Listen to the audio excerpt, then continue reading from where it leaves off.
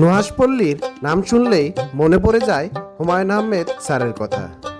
অমর কথা শিল্পী বাংলা সাহিত্যের কিংবদন্তি হুমায়ুন আহমেদ স্যারের ১৩তম মৃত্যুবার্ষিকী আজ।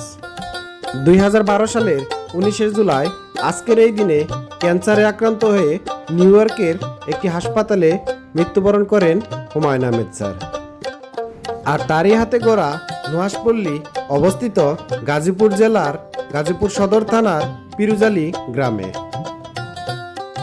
আর তার এই নুহাশপল্লী দেখার জন্য প্রতিদিন অসংখ্য মানুষের ভিড় জমে এই নুহাশপল্লীতে। আর এই নুহাশপল্লীকে কেন্দ্র করে নুহাশপল্লীর সামনে গড়ে উঠেছে বিভিন্ন ধরনের গ্রামীণ দোকানপাট। আর এই দোকানগুলিতে আপনি গ্রামীণ বিভিন্ন হস্তশিল্প জাতীয় জিনিস পাবেন এখানে। আর এই নুহাশপল্লীর সামনে রয়েছে ছোট্ট একটি গ্রামীণ রেস্টুরেন্ট। যারা দূর দূরান্ত থেকে এই নুহাশপল্লীতে আসেন তাদের জন্য এখানে খাবারের ব্যবস্থা করা হয়। শুটকি ভর্তা, আলু ভর্তা, বেগুন ভর্তা, মুরগি কত করে প্লেট? প্যাকেজ খাবার প্যাকেজ কত টাকা প্যাকেজ? 250।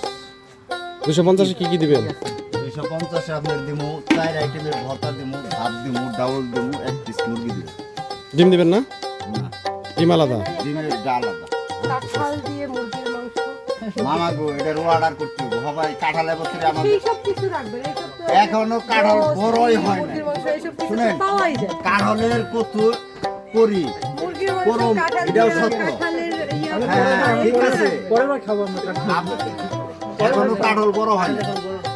কাঁঠাল বড় হয় না, কচুর খাবার তো হয় না এখন। হয়েছে কাঠ হল খাওয়ার সময় হয়ে গেছে, এখন আপনি বলতেছেন